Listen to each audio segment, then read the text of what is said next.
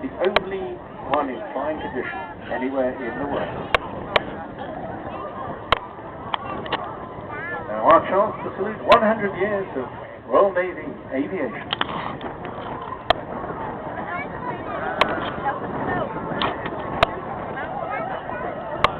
So give them a wave, get your hats waving, get your umbrellas up, your hands, whatever it is, and sing along.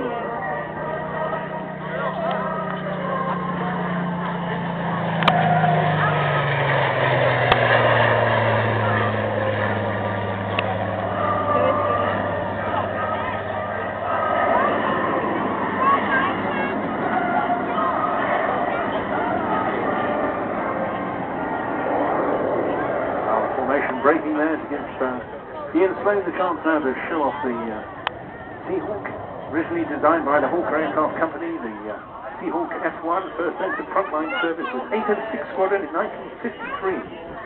Later referred to as the Ace of Diamonds due to the Ace of Diamonds emblem on the aircraft fuselage.